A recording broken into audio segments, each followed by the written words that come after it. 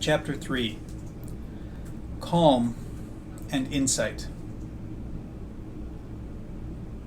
There are many different meditation techniques. In the path of purification, 40 of them are mentioned. But there are only two streams, two directions. And these are the two directions one has to take: calm and insight. They work hand in hand. Unless we know the direction we're going, it's highly unlikely that we'll get to our destination. We have to know which way to go. Both directions, calm and insight, need to be practiced in order to obtain the result that meditation can bring. Most people want calm. Everybody's looking for some peace, for that feeling of blissful contentment. If they can get a glimpse of it in meditation, they're quite happy and try to get more of it. With a fair bit of it, many would be contented and satisfied with that alone. But that's not what meditation is designed to do. It's a means to an end. Calm is the means, insight is the end. The means are essential and necessary, but they must never be confused with the end. And yet, because it's so entirely pleasant, a new attachment arises. It's our constant difficulties that we want to keep what is pleasant and reject what is unpleasant. Because we make that our purpose in life, our life really has no purpose. It's impossible to get rid of everything unpleasant and to keep everything that's pleasant. As long as we have that as our direction, we have no direction. The same applies to meditation. So how are we going to obtain some calm, and what does it actually do for us? By keeping the attention on the breath, there will be some calm eventually. The mind may stop thinking for a moment and will feel really quite at ease. A mind that is thinking is never at ease because thinking is a process of movement, and movement has irritation in it. But there may come a moment of ease, and we may be able to prolong that moment, and as we practice longer, there is no reason why we can't do it. It's not that difficult. It may seem difficult in the beginning, but all that is needed is patience, determination, a good bit of Khema, see Chapter 7, and a quiet place. We must all have a bit of good Khema. Karma. Otherwise, we wouldn't be sitting here. People who make a lot of bad karma don't usually come to a meditation retreat, and if they should come, they don't stay. So the good karma is already there. As to patience, we are more or less forced into that by remaining here. One thing you'll have to add to that, the one ingredient needed for this mixture, is determination. When you first sit down to make a resolution, I'm really going to stay on the breath now, and every time I slip off, I'm going to come back. It's a balancing act, like walking on a tightrope. Every time you slip off, you have to bring yourself back onto it. So determination is needed. When that calm and pleasant feeling arises, the feeling the Buddha called a pleasant abiding, and then disappears again, which is a must because whatever has arisen will disappear, the first reaction that has to come to mind is knowing the impermanence. Not, oh dear, it's gone again, or that was nice, how am I going to get it back? Which is the usual way of reacting. Living according to Dhamma, experiencing according to Dhamma, is an unusual way. It's the other way around from what the crowd does. It's an individual understanding. When the Buddha sat under the Bodhi tree before his enlightenment, Sujata brought him milk rice in a golden bowl and said he could also have the golden bowl. The Buddha threw the bowl into the river behind him and said that if it swam upstream against the current, he'd become enlightened. And of course it did. Can a golden bowl swim upstream? What this story means is that when we live according to Dhamma, we have to go against the current of our natural instincts and inclinations.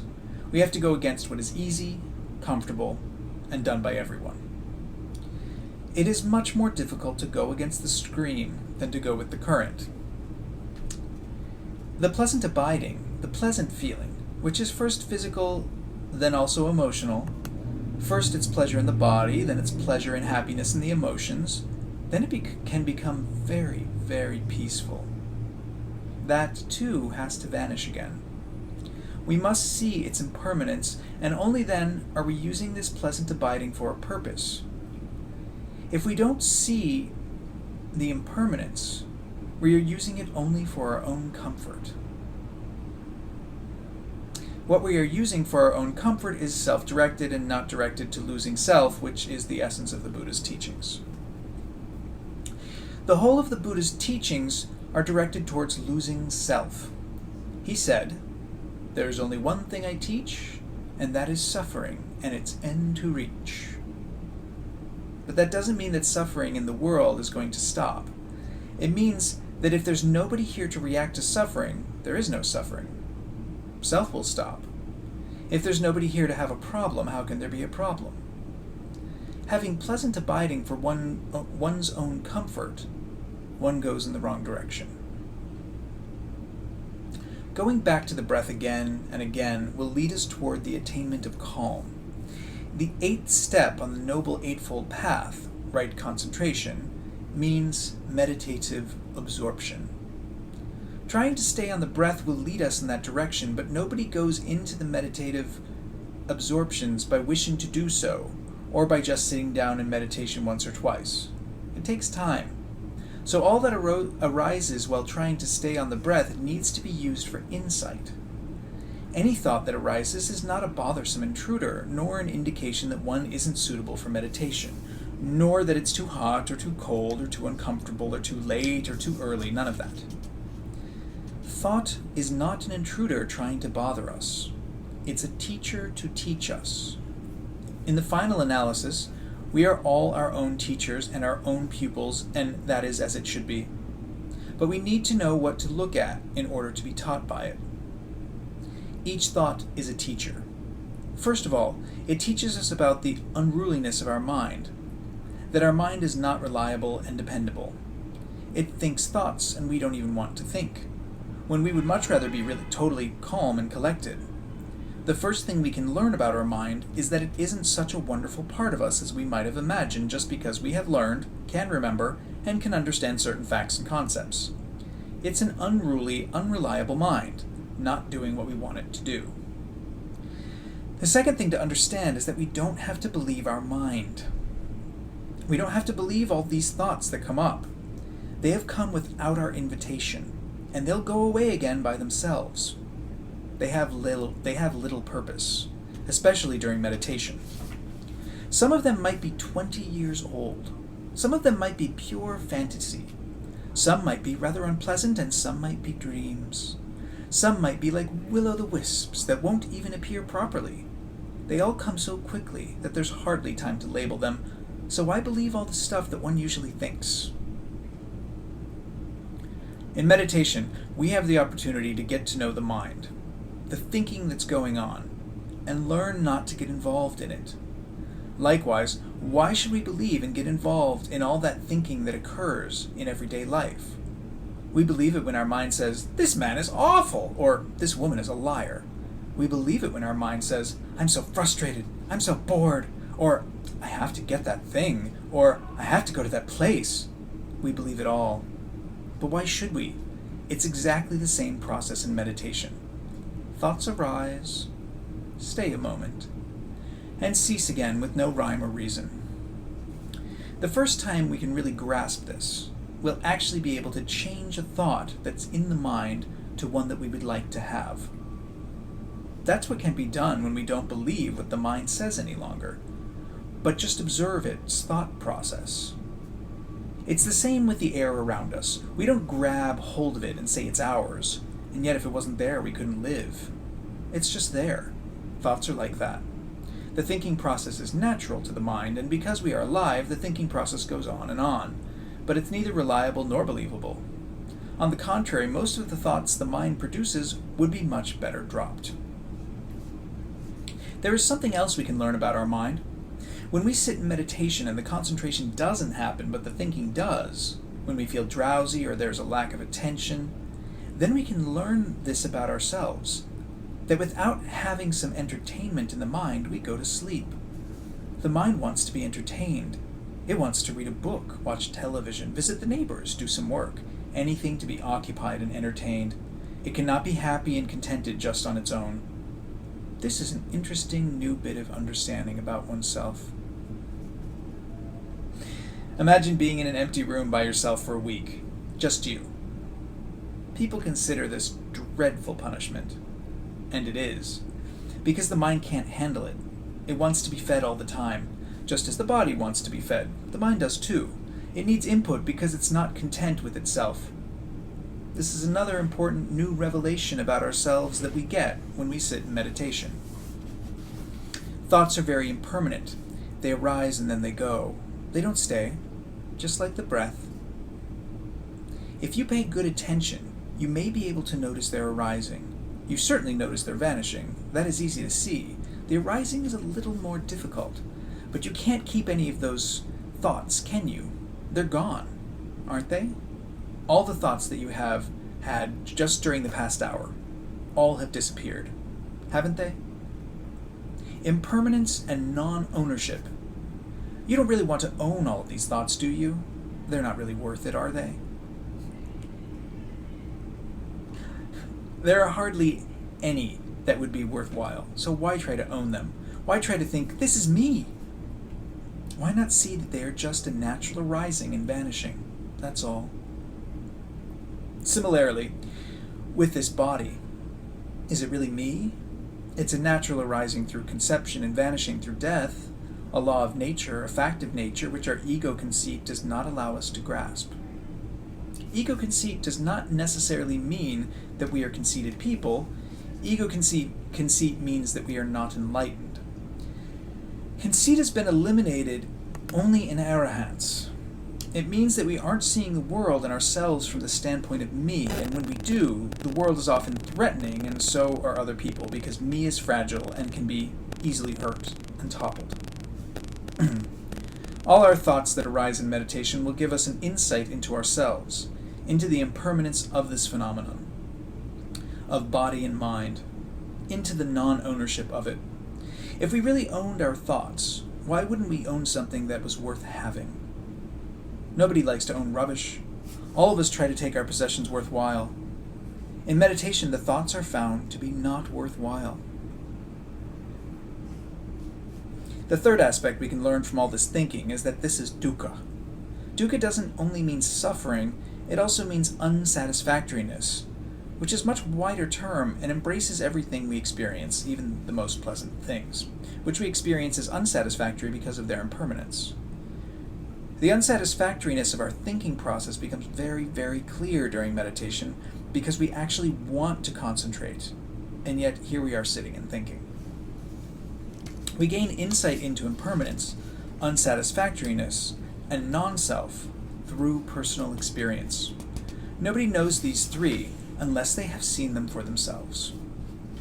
They are very nice words, which most of you may be familiar with, but you need to realize them through direct inner knowledge. Although we experience them every single moment, we are not usually paying enough attention. We are also dying every single moment, but we don't pay attention to that either. It takes precise mindfulness, which we are trying to learn through the meditation process. Look carefully and see the unsatisfactoriness of the thinking process as its inherent quality. We can all experience reality, the way things really are, if we expand our awareness to the point where we can actually see it.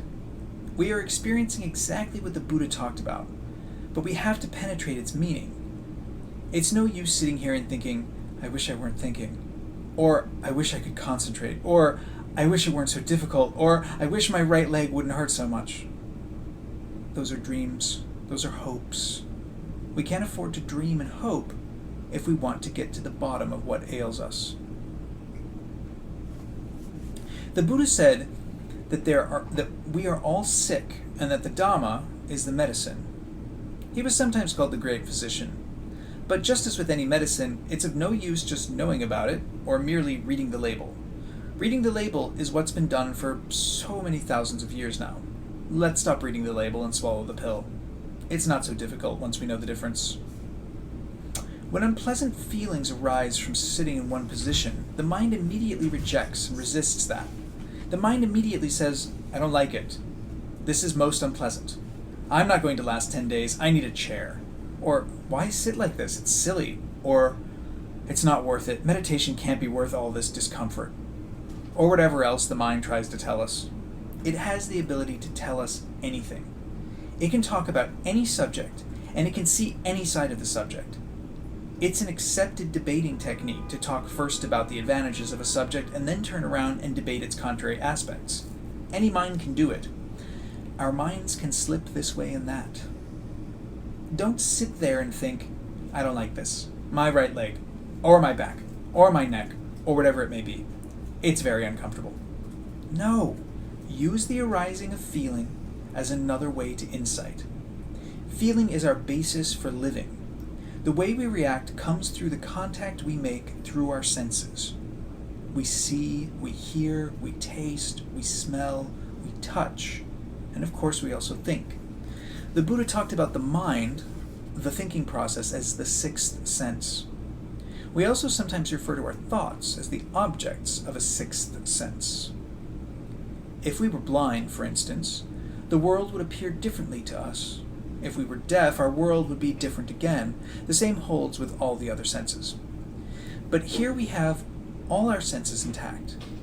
We are making contact through them, and from that contact comes feelings. That cannot be helped. We can't help but make contact. An arahant also has feelings, 3 kinds: pleasant, unpleasant, or neutral. Everybody has them. The neutral ones aren't those we are not aware of. No, the neutral ones are those that we are not aware of because we are not attentive enough. We haven't gotten enough mindfulness yet. But we are certainly aware of the pleasant feelings, and we revel in them and try to devise ways and means of keeping them. The whole economy of this globe of ours is geared towards creating pleasant feelings and making people want more of them. If everybody were to reject this, most of the economy would collapse. Pleasant feelings are induced by fans, refrigerators, hot water, cold water, different kinds of food, better mattresses, and all the rest of it. Feelings, everybody has them. Pleasant, unpleasant, and neutral. They arise in quick succession. Most people spend their life trying to hold on to the pleasant feelings and get rid of the unpleasant ones. We are fighting a lost cause. It's impossible. Nobody can keep the pleasant feelings. Nobody can permanently get rid of the unpleasant ones. As one gets older, as some of you may have noticed, the body has more unpleasant feelings than it used to have. Nobody is exempt. It's the law of nature. Death is certain and very often connected with very unpleasant feelings, but these unpleasant feelings are not confined to old age and death. The youngest, strongest people have unpleasant physical feelings and unpleasant emotional feelings. If we resolve to keep still for a moment, finally to take a look, to no longer run away from the unpleasant and no longer grasp at the pleasant, maybe for just one meditation session, we will have learned an enormous amount about ourselves. Watching the unpleasant feelings that arise while sitting, and for most people this happens, is another way to insight into one's own reactions. One wants to change the feeling. One wants to get away from it. There is a spontaneous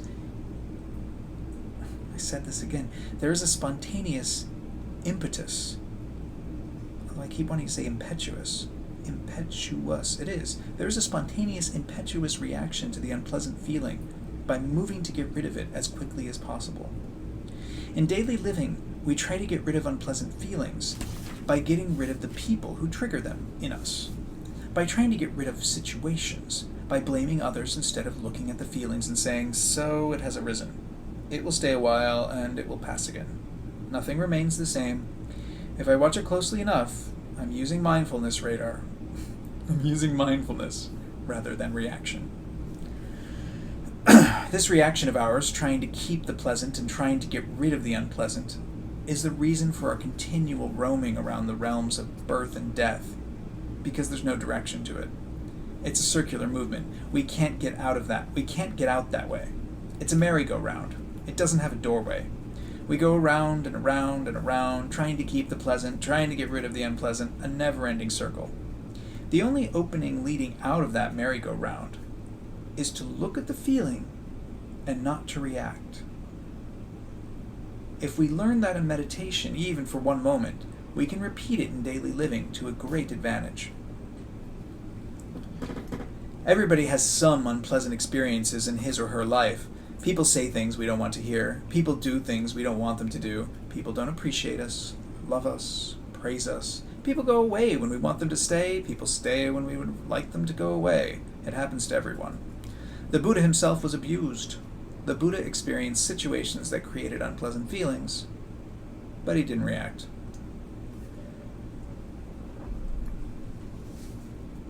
There is only attention to the feeling. So when an unpleasant feeling arises in the body because of sitting still for longer than usual, don't blame anything or anyone. There's no one to blame for that feeling that arises. These are just feelings that arise and cease. Watch the feeling and know. Unless you stand back and look at an unpleasant feeling and not dislike it, you will never be able to effect a change. It has to be done once somewhere along the line. This is the ideal situation. To know that the unpleasant feelings are just feelings. They don't need to be owned because they weren't invited by us. We didn't ask for them. Why do we think they are ours? Unless we realize what is going on in our mind when these feelings arise, we will fall into our old established habit patterns over and over again. What we think constantly and what we react to over and over again makes grooves in our minds like a muddy driveway on which the car goes back and forth and the ruts get deeper and deeper, and the same thing happens in our minds. The ruts get deeper and deeper until the end they become so deep it seems impossible to move out of the ruts and to go forward. Here is the right situation. Here is an occasion, an opportunity to look at the reaction in one's minds towards unpleasant feelings. Don't rationalize. It's bad for me, my blood circulation, I shouldn't do it, the doctor always says. Nothing like that. Just watch the reaction in the mind. The mind is clever and manipulative. It can do anything. We call it a magician, which is a good word for it. It can pull a rabbit out of any hat. It can rationalize to the point where we are always right and everybody else is wrong. This is something we must learn through meditation. That it is impossible to be absolutely right. Most of the time, all we are doing is defending a viewpoint which is based on our own ego. Because we have this ego, the me delusion, all our viewpoints, all our opinions are colored by that. They can't be anything else. It's impossible. If there's a red thing on the window, if there is a red tinge on the window, everything on the outside looks red. When we get to know our mind and its reactions through the meditation process, we can be more accepting of the fact that while we're thinking one thing, 4 billion other people are thinking something else. How could it be possible that we are right and the other 4 billion are wrong? We are defending a viewpoint which may at times have validity, but only to the point where it relates to ourselves. The only one who can be totally, completely right is an arahant, who does not have an ego delusion. All these steps are ways to gain insight, to be used not while the mind stays on the breath, but while it is reacting to feelings or thinking. Every moment can be used to gain insight, and from that, calm arises. A bit of insight creates a bit of calm. When we see that we don't need to pay any attention to our thoughts, it becomes easier to drop them. When we see that we don't have to react to feelings, it is much easier to drop the reaction. A bit of calm also creates a bit of insight, and both have to be used. The teaching of the Buddha goes against the current of our own instincts, and is not easy to understand. The mind that can grasp it is a mind that has been trained. Ordinary minds usually argue about it. It's just another pastime. It doesn't have any results. To actually experience inside oneself what the Buddha talked about needs a mind that has become calmer and more concentrated than usual, and has seen itself for what it is, just a rising and passing phenomena. All this can happen while sitting here and trying to watch the breath.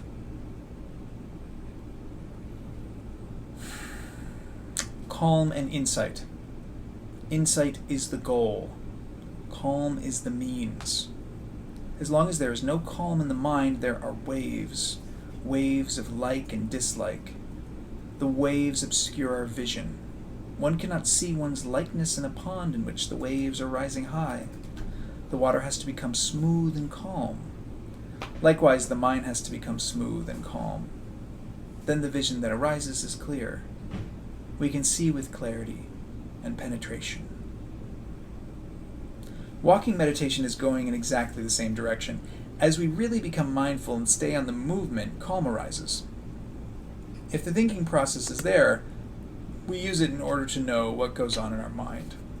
The labeling is another way to know what one's mind is doing. And if we can label in meditation, we can label in daily living.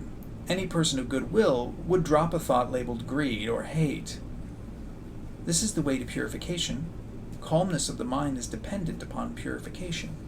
Purification arises also through insight, through knowing oneself. Labeling shows us what is going on in the mind. In meditation, all labels, all thoughts need to be dropped. In daily living, it is the unprofitable, unskillful thoughts that have to go. Once we learn to do that, purification can take place. The path of purification leads to the end of all suffering.